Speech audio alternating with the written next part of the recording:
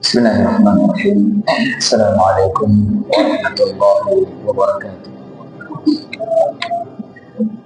Alhamdulillahilladzi hadana lihadza wa ma kunna linahtadiya laula an hadana Allah. Asyhadu an la ilaha illallah wahdahu la syarika lah wa asyhadu anna Muhammadan 'abduhu wa rasuluhu. Allahumma shalli wa sallim ala nabiyyina Muhammad. Subhanaka la ilma lana illa ma 'allamtana innaka antal 'alimul hakim. Rabbi shrah li sadri wa yassir li amri wahlul 'uqdatam min lisani yafqahu qawli. Allahumma 'allimna ma yanfa'una wanfa'na bima 'allamtana wa zidna 'ilma. Allahumma aslih lana sya'nana kullahu wa la takilna ila anfusina tarfata 'ain. Allahumma amin. Jamaah kaum muslimin rahimakumullah, alhamdulillah di pagi yang berbahagia ini Allah Subhanahu wa taala kembali izinkan kita untuk hadir di tempat yang mulia ini untuk sama-sama belajar seputar agama kita yang mulia. Semoga Allah Subhanahu wa taala senantiasa curahkan kepada kita keberkahan, rahmat dan juga ilmu yang bermanfaat untuk kita semuanya. Semoga hadirnya kita di tempat yang mulia ini salah satu tanda Allah sedang inginkan kebaikan untuk kita semuanya. Karena bersabda, man yuridillahu khairan faqihu fiddin.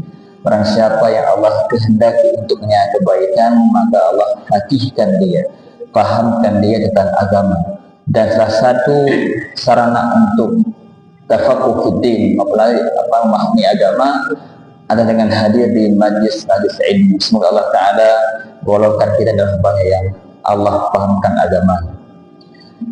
Jamaah rahimakumullah, insyaallah pada pagi ini kita kembali lanjutkan pembahasan kitab Al-Usul Al-Thalathah karya Syekh Al-Imam Muhammad At-Tamimi rahimahullah ta'ala, dan kita sudah memasuki ke Al-Aslu Al-Thalith, landasan yang ketiga, yaitu Ma'rifatun Nabi sallallahu alaihi wasallam, mengenal Nabi sallallahu alaihi wasallam. Pada pertemuan sebelumnya kita telah sampaikan secara singkat beberapa poin tentang beliau. Yang pertama tentang nasabnya, kemudian qabilahnya, seterusnya berapa lama beliau hidup di Mekah dan berapa lama hidup di Mekah, dan apa tujuan beliau diutus ke muka bumi ini. Kita sudah sampaikan pada poin sebelumnya. Intinya bahwa misi beliau diangkat menjadi Rasul adalah menyampaikan tauhid, mendakwahkan tauhid dan memperingatkan manusia dari kesyirikan. Dan ini beliau lakukan selama di Mekah. Syekh mengatakan di sini, akhadha ala hadza 'ashra sinina yad'u lit-tauhid. Beliau membutuhkan ataupun melalui selama 10 tahun mendakwahkan tauhid. Seperti kita sampaikan di pertemuan sebelumnya, fokus dakwah Nabi di Mekah itu adalah mendakwahkan tauhid, mengokohkan keyakinan para sahabat. Ya, karena saat itu belum banyak turun syariat-syariat yang dilakukan, yang ada hanya perintah untuk beriman pada Allah pada hari akhir. Semua itu berkaitan dengan keyakinan. Rasul mengatakan, wa ma'dal 'ashri 'urija bihi ila sama. Setelah 10 tahun berlalu beliau mendakwahkan tauhid di Mekah, di kota Mekah, maka Allah mi'rajkan beliau. Wa furidat 'alaihi as-salawatul khams, dan di peristiwa Isra Mi'raj itu Allah fardukan salat 5 waktu. Dan kisah Isra Mi'raj ini sangat panjang dalam Bukhari dan Muslim, dan intinya bahwa pada peristiwa itu Nabi diperjalankan ke langit untuk menerima kewajiban salat 5 waktu. Wa shalla fi Makkah 3 sinin, dan setelah itu beliau selama 3 tahun melakukan salat waktu di Mekah. Jadi setelah turunnya perintah sholat 5 waktu, Nabi masih di Mekah selama 3 tahun. Artinya selama 3 tahun setelah beliau mendapatkan perintah sholat 5 waktu, beliau melakukannya di Mekah. Wa ba'daha umira bil hijrati ila al-Madinah. Setelah 3 tahun berlalu, dari Isra Mi'raj itu beliau diperintahkan untuk berhijrah ke Madinah. Jadi seperti kita paham bahwa Nabi setelah diangkat menjadi Nabi, beliau hidup di Mekah selama 13 tahun. 10 tahun itu full dakwahnya tauhid, memperingatkan dari kesyirikan. Kemudian 3 tahun berikutnya beliau ada plusnya, ada perintah untuk sholat 5 waktu. Setelah itu beliau diperintahkan untuk berhijrah. Qala Syekh, wal hijratu al-intiqalu min balad syirki ila balad Islam. Hijrah itu artinya berpindah dari negeri kesyirikan atau kekufuran, negeri kafir, ila balad Islam, menuju negeri Islam. Ini makna hijrah secara makna umum, perpindahan tempat atau dari satu negeri ke negeri yang lainnya, dari negeri kafir ke negeri yang Islam. Wal hijratu fariidatun ala hadhihi ummah min baladi syirki ila baladil Islam. Dan hijrah itu hukumnya wajib atas umat ini dari negeri syirik, negeri kafir menuju negeri Islam. Ya mas kalian, para ulama menjelaskan tentang al-hijrah. Hijrah yang dimaksud oleh Syekh di sini adalah hijrah dari negeri syirik ke negeri kufur. Dan ini hukumnya wajib. Seperti halnya dulu ketika Nabi di Makkah, beliau dan para sahabatnya tidak bisa lagi melakukan ibadah-ibadah. Artinya orang-orang musyrikin semakin dahsyat gangguan mereka terhadap Nabi dan para sahabatnya. Pada akhirnya sahabat diperintahkan untuk berhijrah ke Madinah, dan juga setelah itu Nabi pun diperintah oleh Allah untuk berhijrah ke Madinah. Kenapa? Karena negeri Makkah saat itu adalah negeri syirik, negeri kafir. Di sana berhala disembah, bahkan orang kafir berkuasa di Makkah, sehingga Nabi tidak mampu lagi untuk berdakwah di Makkah. Maka Allah Subhanahu wa ta'ala dengan hikmahnya yang sempurna memerintahkan beliau SAW dan juga para sahabat untuk berpindah tempat. Kemana? Menuju Makkah, menuju Madinah. Untuk apa? Untuk menyelamatkan agama mereka dan harta mereka, keluarga mereka. Ini perintah Allah Subhanahu wa ta'ala. Adapun hijrah dari negeri yang banyaknya kemaksiatan menuju negeri yang tidak ada kemaksiatan atau minim kemaksiatan, maka kata ulama tidak wajib hukumnya, tapi dianjurkan. Kalau misalnya ada seorang hamba tinggal di sebuah tempat atau sebuah negeri yang di sana banyak kemaksiatan dan dia mengkhawatirkan akan tercemari dirinya atau keluarga dan kemaksiatan itu, maka dianjurkan untuk berpindah tempat, berpindah negeri, walaupun tidak wajib. Kapan wajibnya? Wajib berpindah dari negeri syirik, negeri kafir, ketika tidak mampu lagi beribadah kepada Allah. Semuanya dibatasi, nggak boleh sholat, nggak boleh ada azan, nggak boleh Islam, nggak boleh. Maka itu wajib berhijrah ke negeri yang aman, negeri Islam, selama ada kemampuan. Karena semua perintah syariat itu dikaitkan dengan al-qudrah, kemampuan. Kalau nggak mampu, la yukallifullahu nafsan illa wus'aha. Allah nggak bebankan hambanya di luar kemampuannya. Nah, dulu di Makkah, ya mas kalian, ketika turun perintah hijrah ke Madinah itu wajib hukumnya. Ada di antara sahabat saat itu, ya kaum muslim Makkah itu yang tidak mampu untuk berhijrah karena mungkin kondisi nggak mampu untuk ke sana, sudah tua atau sakit atau hal sebagainya yang ada udzur syar'i, maka dimaafkan. Tapi yang menolak untuk hijrah karena ingin tinggal di Mekah saja, tidak mau keluar, maka Allah mengancam mereka berdosa karena mereka tidak ikut hijrah ke Madinah, padahal mereka mampu untuk berhijrah. Maka nanti kita akan baca ada ayat yang mengatakan bahwa mereka itu faulaika ma'wahum jahannam, mereka itu diancam masuk neraka. Kenapa? Karena mereka orang-orang yang mau hijrah tapi dia berhijrah, sehingga mereka terancam neraka. Nah, ini yang dimaksud oleh Syekh bahwa hijrah dari Mekah ke Madinah itu wajib hukumnya bagi yang mampu saat itu, sehingga orang-orang yang tidak ikut hijrah sama Nabi maka itu berdosa. Adapun berhijrah dari tempat yang kurang aman ke tempat yang aman maka itu hukumnya tidak wajib, tapi dianjurkan. Sebagaimana halnya dulu sebelum hijrah ke Madinah ada hijrah namanya ke Habasyah. Ya, ke Habasyah itu berapa kali para sahabat diperintahkan hijrah ke Habasyah. Kenapa? Untuk mencari keamanan. Karena di Habasyah itu walaupun negerinya itu negeri kafir atau rajanya kafir, tapi mereka tidak menggolongi manusia. Maka Nabi memerintahkan para sahabatnya untuk pergi ke Habasyah karena di sana negeri aman, ada raja yang tidak menggolimi seorang pun di bawah kerajaannya.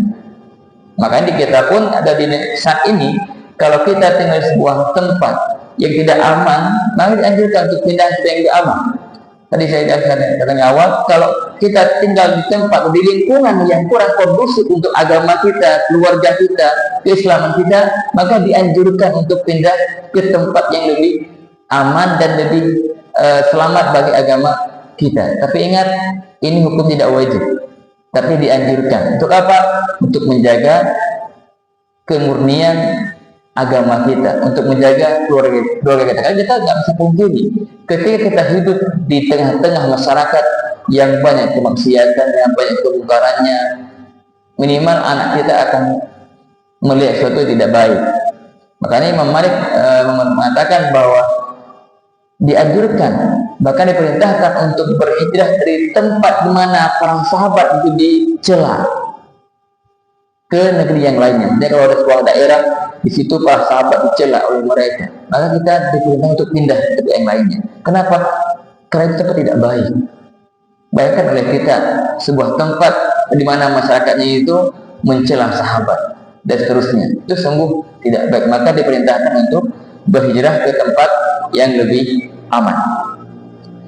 Ada hijrah yang lain yang ulama sebutkan dengan hijrah amal. Dalam arti orangnya tetap di tempat itu, tapi amalnya yang berhijrah.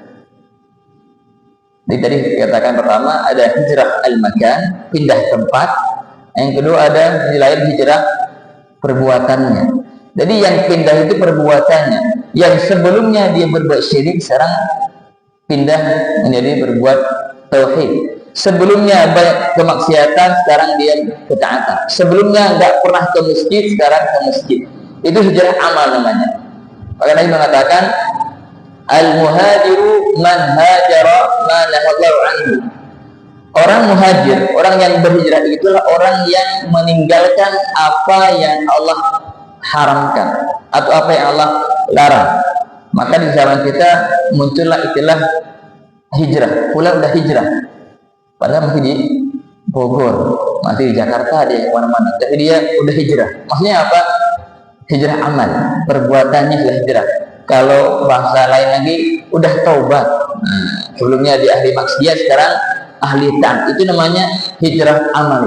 Ada pemuda hijrah. Berarti sekelompok pemuda yang mungkin selama ini mereka di tempat yang tidak baik atau melakukan banyak hal kemungkaran, sekarang mereka sudah menjadi pemuda-pemuda yang bertaubat, yang melakukan banyak ketaatan. Intinya bahwa hijrah itu ada dua makna, ada hijrah tempat, ada hijrah amal. Dua-duanya dianjurkan dan diperintahkan dalam Islam.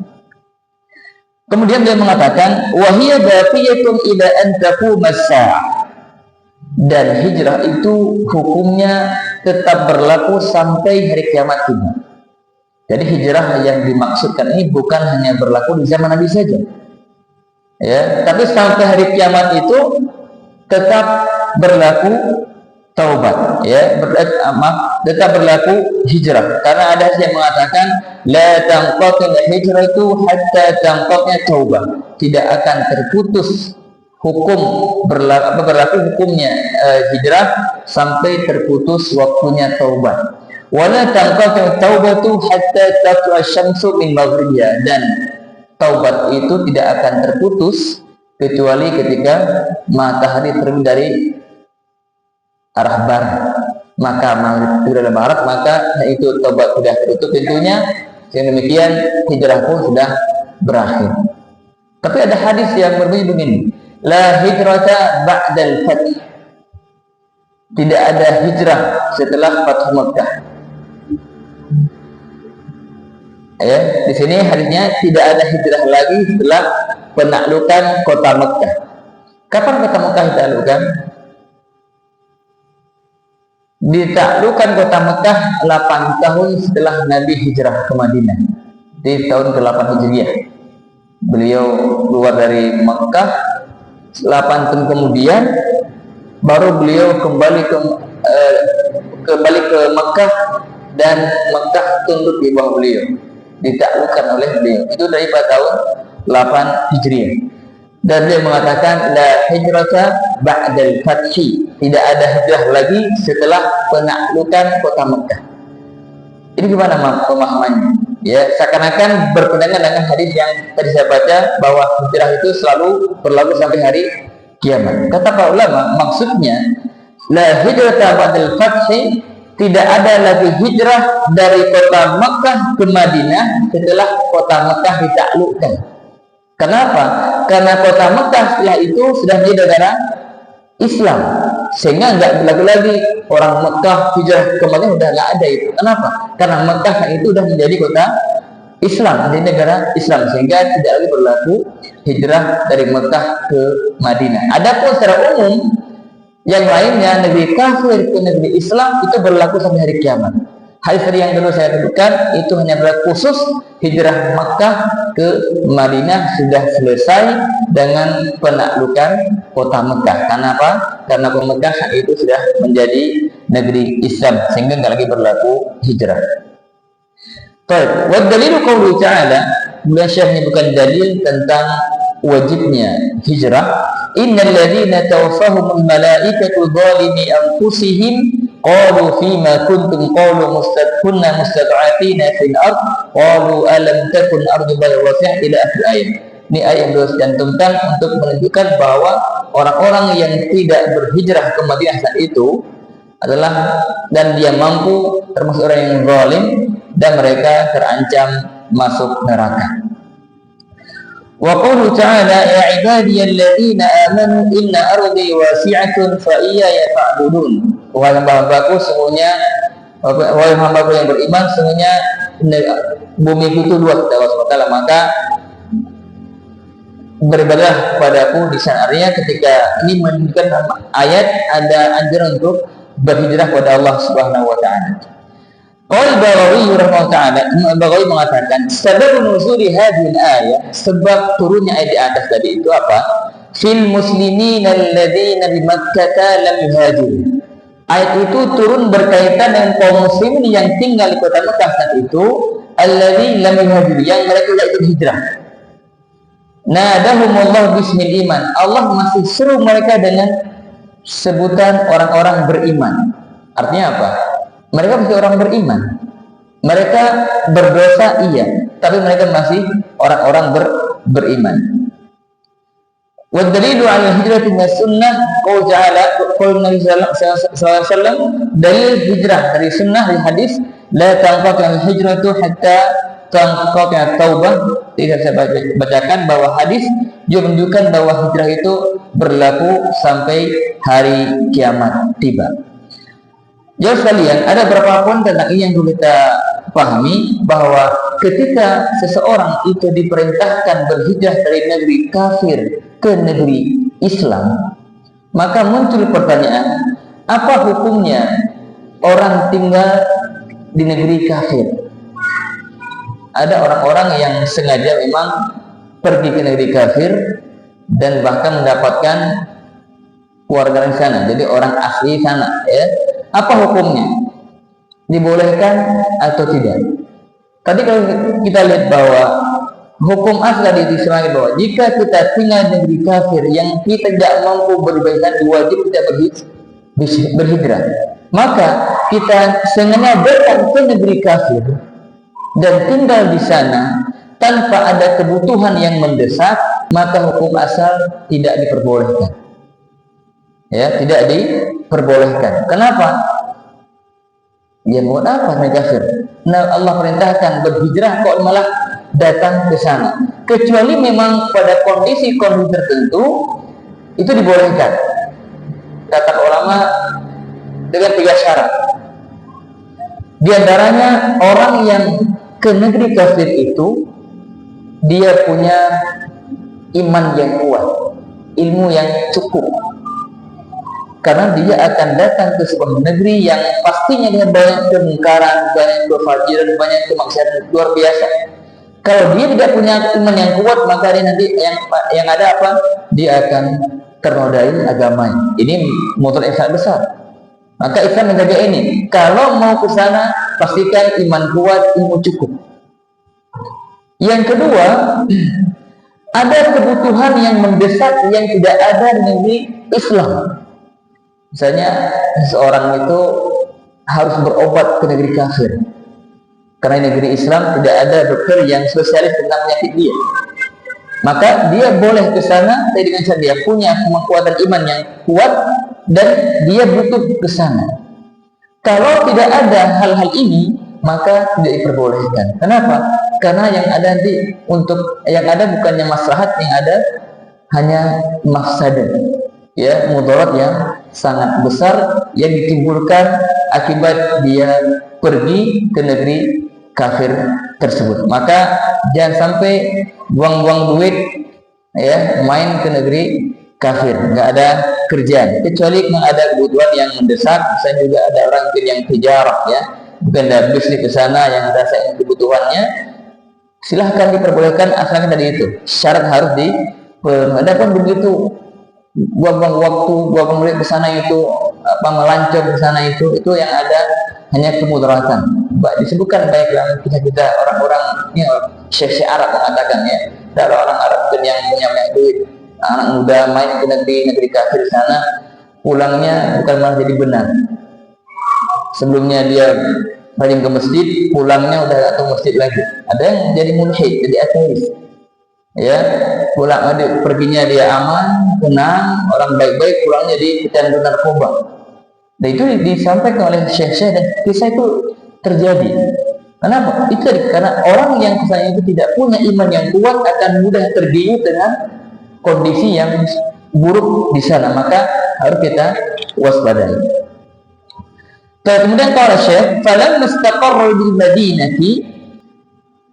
Setelah Nabi SAW istaqarra, menetap di kota Madinah, umira bi baqiyati syara'i Islam, maka diperintahkan kepada beliau syariat Islam yang lainnya, mithlu az-zakah, seperti zakat, was-shaum, wal hajj, ya, puasa, haji, wal adzan, wal jihad, perintah adzan, ada jihad, wal amri bil ma'ruf wa nahy anil munkar, ya, wa ghairiha min syara'il Islam.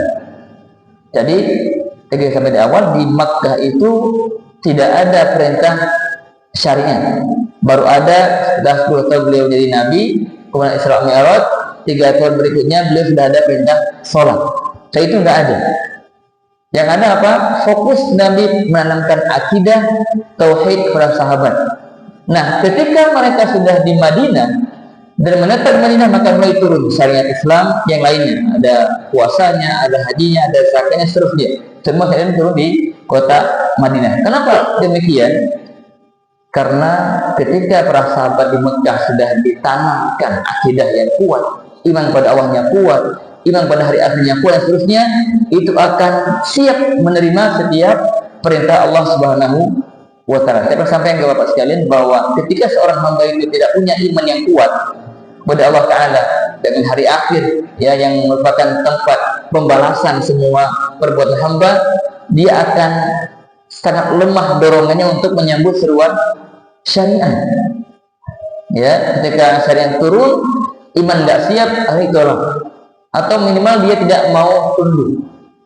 Tapi ketika sahabat pindah ke Madinah, hijrah ke Madinah, dan mereka dalam kondisi iman mereka sudah full, sudah mantap, syariat turun, mereka sami'na wa ata'na, kami siap, kami taat. Dan begitulah para sahabat Nabi Sallallahu Alaihi Wasallam. Ya, di antara kisah yang sangat luar biasa yang mungkin pernah dengar tentang ketika khamar diharamkan.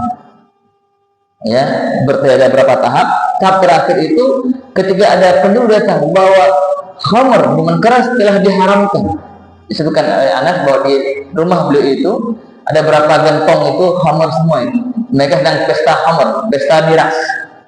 Ketika mendengar seruan bahwa Al-Quran turun mengatakan bahwa khamar diharamkan secara mutlak, maka semua itu khamar yang ada di gentong itu dia apakan?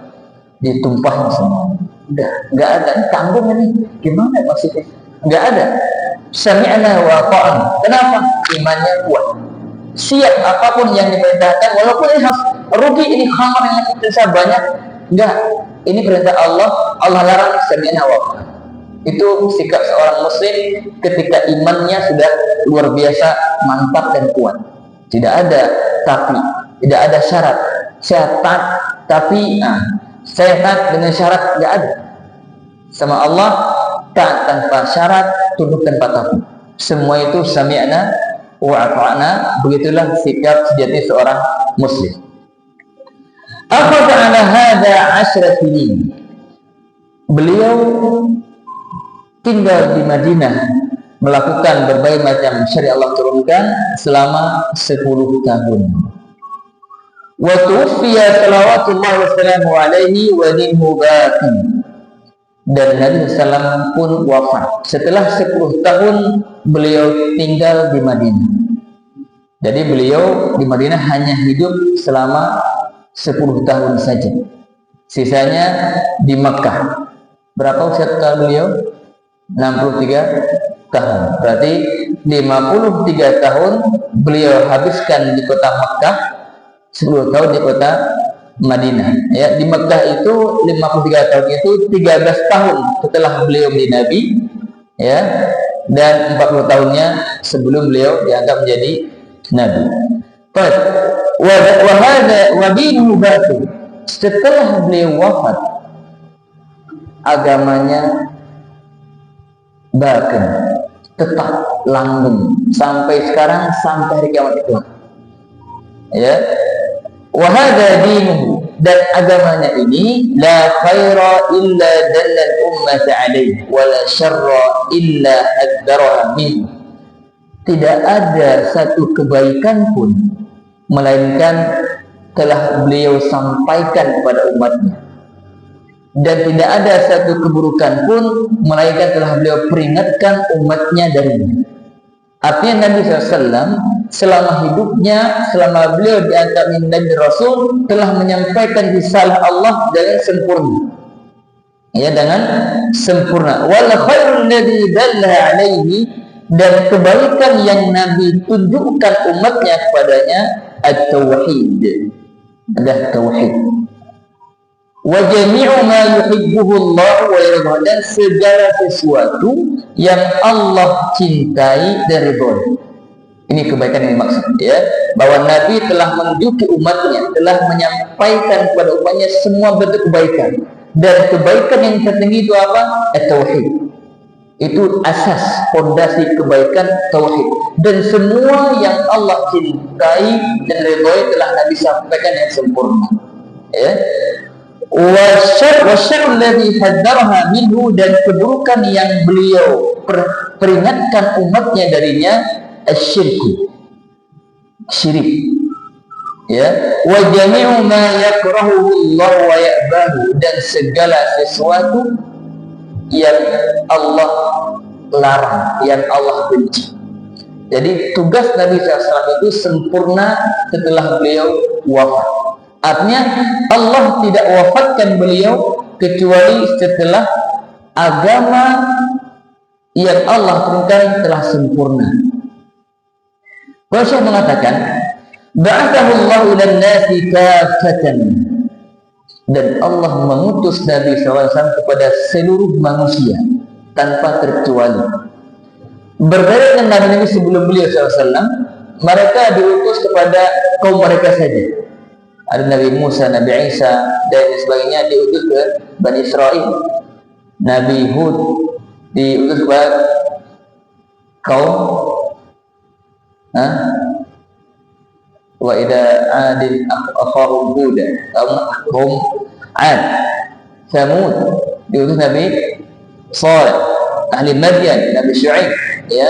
Dan masing-masing mereka diutus hanya untuk kaum mereka saja. Tapi Nabi SAW diutus kepada seluruh umat manusia. Sejak beliau diutus sampai hari kiamat tiba, itu semuanya umat beliau dan semua harus beriman kepada kenabiannya. Maka beliau mengatakan di sini, waftarada ta'atahu ala jami' tsaqalain. Allah wajibkan kepada seluruh manusia, bahkan jin diantaranya, untuk mentaati Nabi sallallahu alaihi wasallam. At-tsaqalain al-jinn wal ins. Wa dalilu qawluhu ta'ala, dan dalilnya adalah qul ya ayyuhan nas inni rasulullah ilaikum jami'a. Muhammad katakan kepada manusia, sesungguhnya aku adalah utusan Allah kepada kalian semua. Jadi semua manusia yang hidup di muka bumi ini setelah beliau diangkat ya Rasul, maka itu umat beliau. Maka kewajiban umat beliau itu adalah mengikuti beliau, beriman pada beliau, mentaati apa yang beliau sampaikan. Dan kita sudah pernah sampaikan ketika kita membahas di rukun syahadat, ya, la ilaha illallah Muhammad Rasulullah, di antara konsekuensinya apa?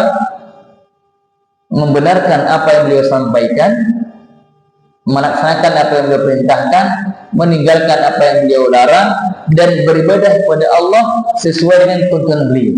Itu konsekuensi dari syahadat Muhammad Rasulullah. Kemudian saya mengatakan wa akmalallahu bid-din, dan Allah sempurnakan dengan wafatnya Nabi SAW agama. Jadi Nabi wafat, agama telah sempurna. Wa dalilu qawlu ta'ala, dalilnya adalah firman Allah Ta'ala, al-yawma akmaltu lakum dinakum wa atmamtu 'alaikum ni'mati wa raditu lakumul Islam dinan. Pada hari ini aku telah sempurnakan agama kalian untuk kalian, dan aku sempurnakan pada kalian nikmatku, dan aku ridho untuk kalian Islam sebagai agama. Jadi Nabi wafat, agama telah sempurna. Di ayat ini jamaah sekalian, al-yawma akmaltu, perlu sedikit kita renungi. Atau sebelumnya, tadi ketika Syekh mengatakan wa tufiya sallallahu alaihi wa sallam, Nabi wafat dan agamanya tetap langgeng sampai kiamat kita. Tentang kematian Nabi sallallahu alaihi wasallam, sempat para sahabat itu tidak percaya dengan kematian Nabi sallallahu alaihi wasallam. Bahkan Umar radhiyallahu anhu mengatakan di Masjid Nabawi ketika tersebar informasi Nabi wafat, bahwa matan Nabi SAW, Nabi itu tidak wafat, beliau kembali sementara, nanti akan baik lagi. Barang siapa yang mengatakan Nabi telah wafat, saya akan penggal lehernya. Ini kata Umar. Umar nggak siap menerima informasi Nabi itu wafat. Tiba-tiba Abu Bakar datang dari luar, lagi di luar, beliau datang dan masuk ke kamar Nabi SAW, membuka penutup kain penutup Nabi SAW dan dicium kening Nabi SAW, dan mengatakan, engkau hidup dalam keadaan baik, wafat pun keadaan baik. Setelah itu tutup lagi dan beliau keluar dari Masjid Nabawi dan berkhutbah. Misal Abu Bakar tampil sebagai sosok sahabat ingin menyampaikan informasi kepada para sahabat yang ada di masjid. Yang tadinya mau sahabat itu, Umar sedang mengatakan enggak wafat. Maka Abu Bakar mengatakan, man kana ya'budu Muhammadan fa inna Muhammadan qad mat. Barang siapa yang menyembah Muhammad, maka Muhammad telah wafat. Wa man kana ya'budullah fa innallaha hayyun la yamut. Barang siapa yang menyembah Allah, Allah itu senantiasa hidup dan gak akan pernah mati. Saat itulah para sahabat itu pecah nangis. Dan Abu Bakar membaca ayat di surah Al-Imran, "Wa ma Muhammadun illa rasulun qad khalat min qablir rusul. Afa in mata aw qutila qalabtum ala aqabikum." Dan Muhammad itu tidak lain melainkan seorang rasul dan telah berlalu rasul sebelum beliau. Apakah jika beliau mati, ya, kalian akan kembali murtad? Maka saat itu Umar pun tersadar. Dan Umar menangis dan beliau mengatakan seakan-akan ayat itu baru beliau tahu saat itu. Pak itu ayat lama turunnya. Cuma saking itu kondisi nggak siap Umar menerima informasi dari wafat, sehingga mungkin yang beliau hafal nggak ngeh. Seakan-akan mengatakan ayat itu baru turun hari itu.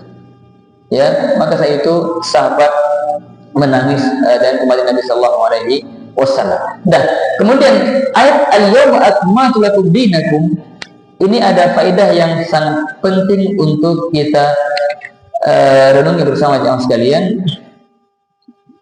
Ketika kita mengatakan agama Islam telah sempurna, apa faedah yang bisa kita petik di kata sempurna itu?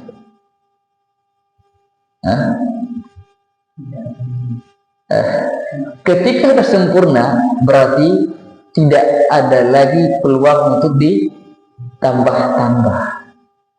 Kalau nambah berarti akan merusak. Contoh misalnya, ada gelas, kita tuangkan air ke gelas itu. Kalau air dah penuh itu, saya tambah lagi. Kalau tetap tidak paksa ditambah akan tumpah, itu merusak. Maka ayat al-yawma akmaltu, pada hari ini akulah sempurnakan untuk kalian agama kalian. Artinya agama itu selesai, sudah sempurna, tidak perlu ada tambah-tambah lagi. Apa yang Nabi ajarkan, apa yang Nabi contohkan sudah cukup dan itu sempurna. Jangan pernah merasa kayaknya itu kurang. Nabi itu paling berkata, "Ana a'lamukum billah wa akhsyakum lah." Saya itu orang yang paling tahu tentang Allah dan beliau Rasul.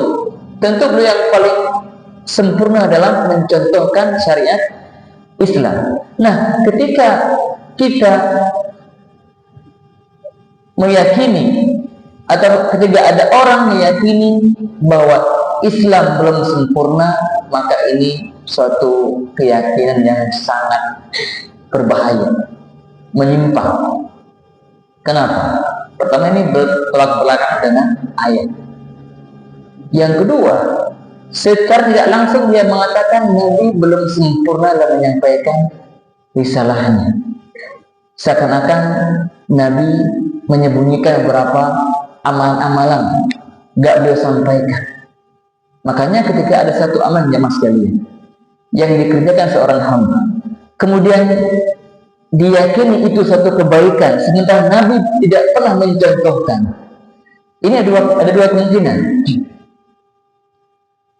Kalau itu baik, kenapa Nabi nggak kerjakan? Atau kenapa Nabi nggak perintahkan umatnya?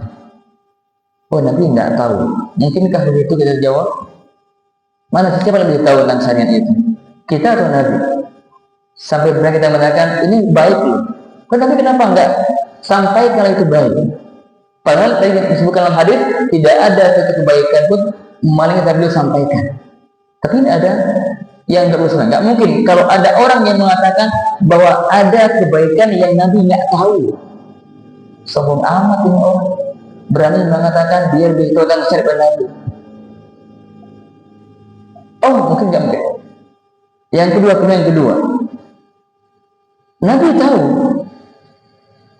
terus Nabi sembunyikan gitu, nggak menyampaikan, itu juga bahaya. Benar nggak Pak? Kita katakan Nabi nggak tahu, juga ini salah. Mungkin ada seorang muslim yang baru mengatakan, kebaikan ini yang dianjurkan, masya Allah, tapi Nabi nggak tahu itu kebaikan, nggak tahu itu, kita yang tahu. Kayaknya seorang muslim nggak mungkin mengatakan demikian. Ya, kalau pun Nabi tahu, itu kenapa Nabi nggak sampaikan? Ada contoh kalau sekali dan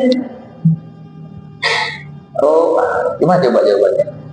Berarti kalau itu Nabi ngajak, dia menyembunyikan dong. Apakah mungkin kita mengatakan Nabi menyembunyikan bagian kebaikan? Enggak mungkin juga. Makanya Imam Malik dengan tegas mengatakan, barang siapa yang melakukan satu amalan, ya, dan dia memandangnya baik, ya, mengadakan satu perbuatan baru yang tidak ada contohnya di Rasulullah, dan dia mengatakan ini ini baik, faqad za'ama anna Muhammadan qad khana risalah, maka dia telah menganggap Nabi telah mengkhianati risalahnya. Artinya tidak sempurna menyampaikan risalah sampai tertinggal satu pun perbuatan amal ini. Ya, kenapa? Karena Allah yang mengatakan al-yauma akmaltu lakum dinakum, dan seterusnya. Karena Allah mengatakan hari ini telah aku sempurnakan agama kalian. Maka kata beliau, ma lam yakun bil amsi dinan fal yakun lil din. Apapun yang saat itu bukan bagian dari agama, maka sampai kapanpun jangan jadi agama.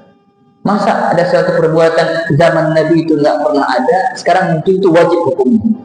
Kalau nggak dicela, ini sungguh aneh. Berarti banyak sahabat yang dosa dong karena nggak melakukan perbuatan ini yang dikerjakan oleh sebagian orang. Ini penting untuk kita pahami tentang ayat ini. Ada satu kisah menarik dari Imam Malik juga. Bagaimana Imam Malik itu begitu perhatian ataupun waspada dan sampai kita itu melakukan satu perbuatan yang tidak berdasarkan contoh Nabi SAW. Disebutkan ada seorang di Madinah, saya akan terjemahkan ya supaya cepat.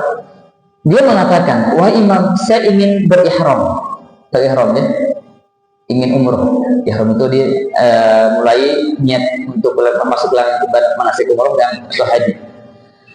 Famin aina uhrim, dari mana saya berihram itu? Kalau orang Indonesia umroh itu di mana ihramnya?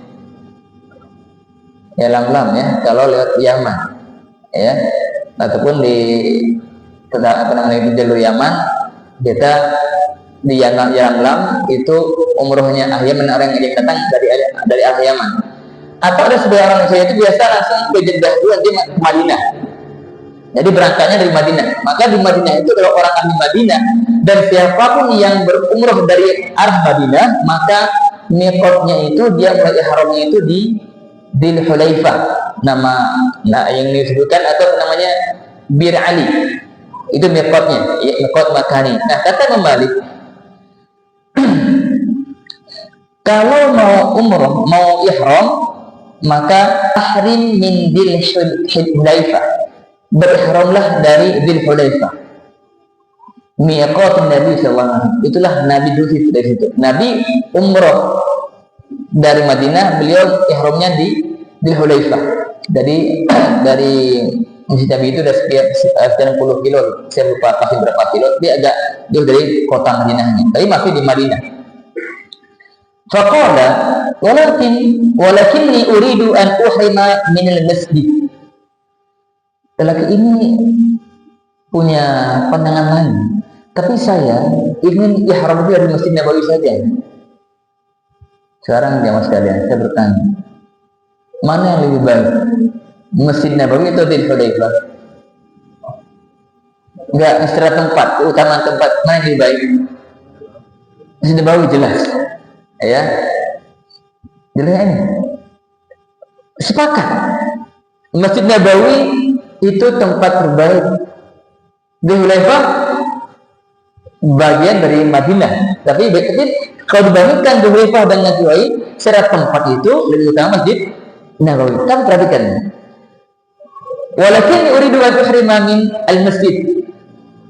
Ya, jadi dia bilang saya ingin ihram dari masjid saja. Karena menurut dia apa? Masjid itu lebih utama. Ya, lebih utama. Pakai apa itu? Ya mungkin pakai akal ya. Sembawi itu soalnya situ sekian bu pahala, pada itu ada kubur Nabi juga, itu mungkin lebih utama bagi itu pemikiran si laki-laki ini.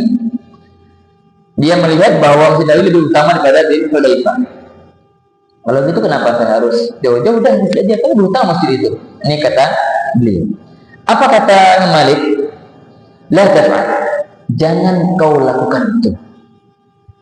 Fa inni akhsha 'alaika al-fitnah. Saya khawatir engkau tertimpa fitnah. Faqala rajul, wa ay fitnatin hadhihi? Fitnah apa yang kau maksud? Ya. Inna ma hiya khutuwatun min Hudzaifah. Cuma saya hanya nambah itu berapa langkah saja, enggak terlalu jauh. Jadi jarak Hudzaifah dengan si Nabi itu enggak terlalu jauh. Kan apa fitnah yang kau kata yang imam? Cuma saya nambahin berapa jarak saja. Kemudian beliau mengatakan, Subhanallah, Maha Suci Allah. Yang beliau menjawab ya, al-fitnatu inqilabul qalb wa ruju' min hidayah ila dhalal.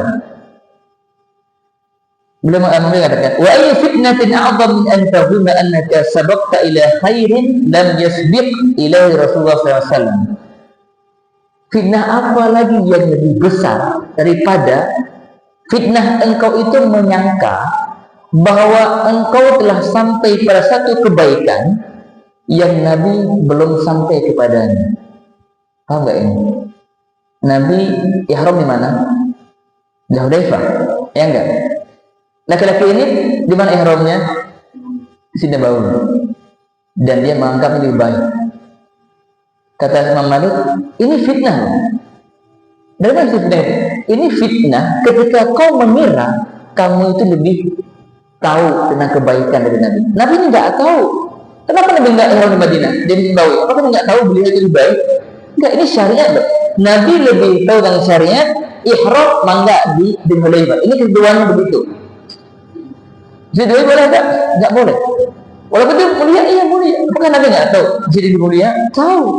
Tapi begitulah syariat. Beliau adalah Rasul menyampaikan syariat. Maka laki-laki ini diingkari oleh Imam Malik karena ingin melakukan sesuatu yang berbeda dengan yang Nabi contohkan. Padahal itu berapa langkah saja, tidak terlalu jauh. Tapi tetap tidak boleh. Kenapa? Karena itu artinya dia menyangka dirinya lebih tahu tentang kebaikan daripada Nabi SAW. Kenapa Nabi itu nggak ihram dia dari Nabi saja? Berarti beliau nggak tahu. Nah, ini kan bahaya sekali. Ini fitnah. Fitnah apa itu? Ketika seorang hatinya itu ada perasaan atau ada keyakinan bahwa dia lebih tahu tentang kebaikan daripada Nabi SAW. Jadi intinya bahwa dalam hal agama jamaah sekalian, kita cukup mengikuti panduan saja.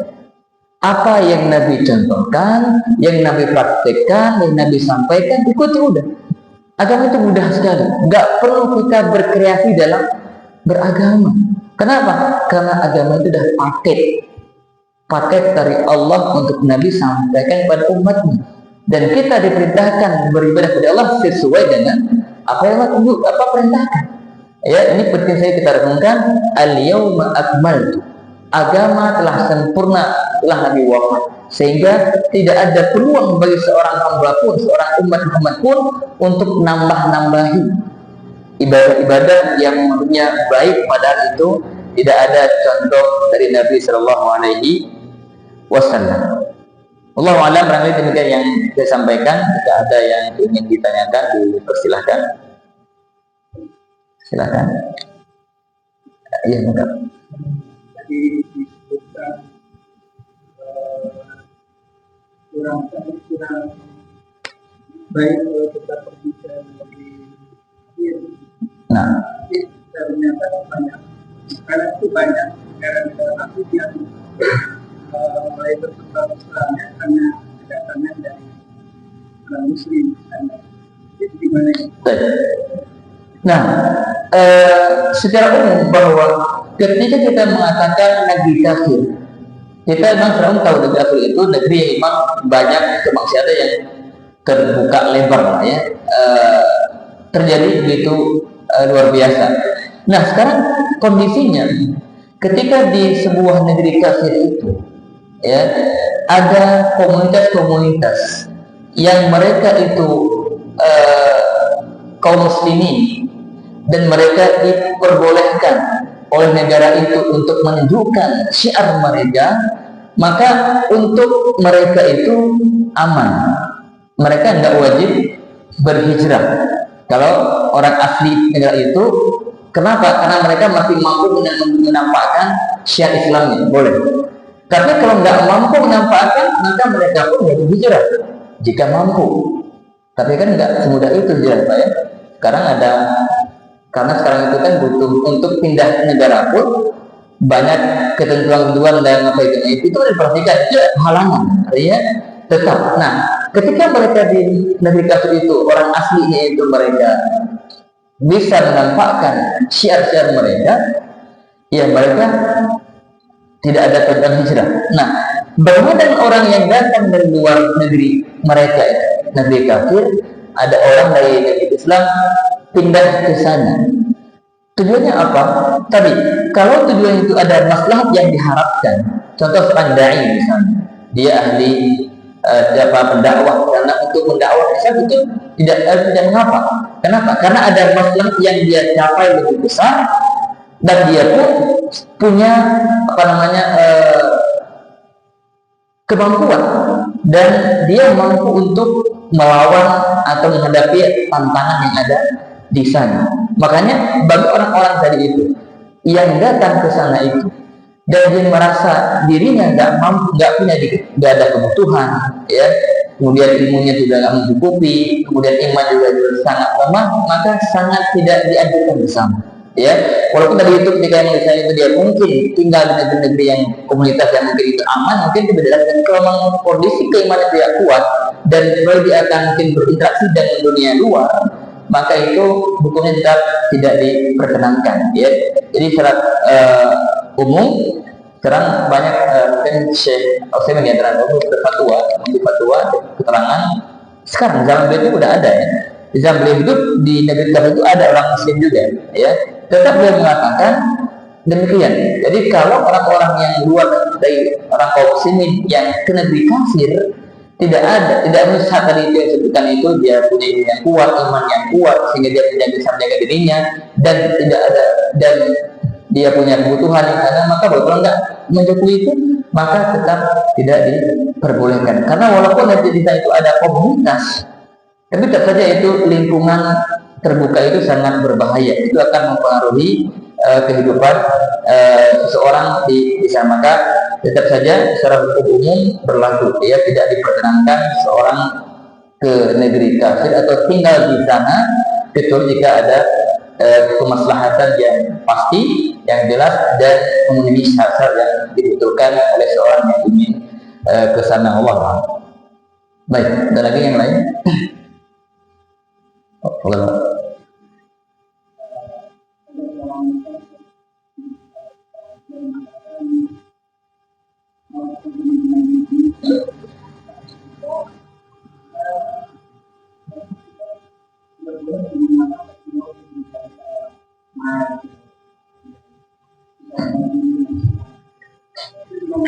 Nah, baik, Ustadz atau siapapun yang mengatakan demikian, kalau kita diminta untuk mengikuti Nabi 100%, berarti kita nggak boleh pakai HP, nggak boleh pakai ini, bukan kamera, tidak semua itu nggak boleh. Ya. Ini sang orang ini tidak mengerti tentang hakikat ittiba itu seperti apa. Ya, maka kita harus bedakan. Nabi SAW itu diutus untuk mendakwahkan manusia agar beribadah kepada Allah SWT. Artinya beliau Rasul menyampaikan tentang masalah agama. Yang beliau sampaikan itu bagaimana kita beribadah kepada Allah. Dan ketentuan-ketentuan yang beliau tetapkan atau ditentukan itu kita diminta untuk mengikutinya dalam kaitannya dengan perkara ibadah, ta'abbud. Adapun dalam masalah duniawi, maka itu hukum asal boleh, mubah. Kenapa? Karena memang Nabi tidak diutus untuk menjelaskan tentang perkara dunia terkait. Satu contohnya ini, satu ketika pernah di Madinah, ada seorang petani kurma. Pas datang dia sedang melakukan atau mengawinkan kurma. Itu gimana dulu? Orang itu petani tahulah, kurma dikawinkan dia berbuah. Nabi nanya, apa ini? Sedang apa? Itu sedang talqih itu mengawinkan kurma. Enggak usah, biarkan aja. Ya sahabat itu Nabi bilang nggak usah, ya nggak usah, saya tidak apa-apa. Walaupun ini perkara itu masalah pertanian. Berikutnya ketemu lagi tahun berikutnya kalau dia akan datang, kemudian gimana kurmanya? Rusak nggak berbuah. Kemudian dia mengatakan kalau begitu antum a'lamu bi umuri dunyakum. Kalau gitu kalian lebih paham tentang urusan dunia kalian. Silakan lanjutkan. Kawinkan lagi aja kalau gitu. Ini mengaku bahwa Nabi bisa nipu enggak. Masa strategi perang. Itu pernah ketika perang Khandaq. Ketika Nabi mendengar bahwa sekelompok musyrikin Mekah dan juga dengan kaum Yahudi sedang berseteru bergabung untuk menyerbu kota Madinah. Dan Nabi tahu informasi itu, Nabi segera melakukan rapat penting. Beberapa sahabat penting dari sahabat itu seniornya dikumpulkan minta pendapat. Ini masalah apa? Ada strategi. Jadi Nabi langsung tidak, Nabi minta pendapat para sahabat. Kenapa? Ini berkaitan dengan strategi perang dunia sifatnya. Akhirnya Salman Al-Farisi memberikan satu usulan. Ya Rasulullah, dulu kami di Persia itu, kalau kita ingin melindungi negara dari sana musuh, kita buat parit di sekeliling kota, digali parit. Itu apa? Menghalangi musuh nerobos ke kota. Maka Nabi bilang itu saran yang baik, diamalkan. Nabi perintahkan rasa untuk gali parit. Sekitar Ramadhan itu untuk pada ketika orang datang itu mereka kaget dengan parit yang digali itu luar biasa. Ini bagian dari dunia. Makanya semua hal-hal yang berkaitan dengan dunia itu, sarana, transportasi, informasi, itu semua dari zaman Nabi. Berarti itu dunia tidak masalah. Lakukan itu selama itu untuk kebaikan, maka untuk masalah boleh. Maka kaidah yang perlu kita pahami, al-aslu fil ibadati al-hadar. Hukum asal dalam melakukan suatu ibadah itu tidak boleh kecuali jika ada dalil yang merintahkannya. Ini kaidahnya. Bapak, sedang apa? Saya sedang melakukan ibadah. Dalilnya ada? Oh, ada. Mangga lanjutkan. Kalau nggak ada, jangan. Kita nggak boleh mengadakan ibadah tanpa ibadah ketaatan, harus ada dalilnya. Al-aslu fil asya al-ibah. Adapun hukum asal pada selain ibadah, maka itu boleh sampai ada dalil yang melarangnya. Sebaliknya, dalam hal duniawi ini boleh pakai HP boleh, puasa boleh, kecuali ada yang melarangnya. Oh, ada dalil. Kalau pakai sesuatu yang mubah itu untuk kemaksiatan, nggak boleh. Berarti nggak boleh untuk kemaksiatan. Boleh nggak minum A, minum B, minum C? Sekarang ada banyak minuman kita ya. Semua itu mubah, mau nggak? Mau namanya apa aja. Walaupun zaman Nabi nggak ada itu. Kenapa? Ini terkait dengan dunia, makanan, minuman, peralatan, transportasi, semua itu punya duniawi, juga sarana. Tidak mengapa. Kita di ceramah pakai ini sarana. Jangan nanti dipahami bidah-bidah. Contoh Nabi ini nggak ada dengan Nabi. Iya nggak ada. Tapi ini sarana. Berarti kita nggak naik mobil juga kan? Dulu kita jalan mobil dan Nabi naik otak semua, saya mau kuda gitu. Itu salah kaprah dalam memahami. Kita diperintahkan untuk mengikuti Nabi. Itu yang bagian-bagian yang tidak menjadi kewajiban syariat. Karena Nabi diutus untuk menyampaikan syariat. Syariat ikuti. Masalah duniawi beliau pun tidak. Masalah pakaian, apakah kita harus pakai pakaian di zaman Nabi? Harus nggak begitu. Kalau lama nggak mau begitu. Zaman Nabi model pakaiannya begitu. Kita di Indonesia mana apa pakaiannya? Ya begitu modelnya itu. Karena itu adanya berarti itu ada. Jadi paksakan. Ya, makanya ini perlu kita pahami, kita lihatkan mana masalah ibadah, mana masalah dunia. Dalam masalah dunia, hukum asal itu boleh. Masalah ibadah, hukum asal nggak boleh sampai ada nas atau ada dalil atau ada contoh dari Allah Muhammad. Kalau kita pahami demikian, saya tidak ada masalah. Nggak akan muncul itu pemahaman yang disampaikan. Mungkin itu karena emosi kali gitu ya, udah dikit-dikit nggak boleh. Akhirnya udah nanti nggak boleh pakai mic, nggak boleh pakai mobil, nggak boleh pakai pesawat. Dulu nanti haji pakai onta, sekarang mangga pakai onta atau nanti. Itu sarana mas. Itu bukan inti ibadah. Sarana itu silahkan boleh lakukan sesuai dengan zamannya. Nabi zaman dulu itu ada onta ya onta pakainya. Kok udah, terus kan ya ada pesawat ya pesawat, pakai onta apa itu? Sampai ke sana udah habis masa hajinya, gitu ya. Jadi intinya kita harus bedakan antara masalah ibadah syariat dengan masalah dunia. Dunia itu silahkan itu bebas selama itu tidak bertentangan dengan syariat, maka itu boleh digunakan. Allah alam. Demikian yang bisa kita sampaikan pada hari ini, semoga bermanfaat. Kita akhiri subhanahu wa ta'ala. Assalamualaikum warahmatullahi wabarakatuh.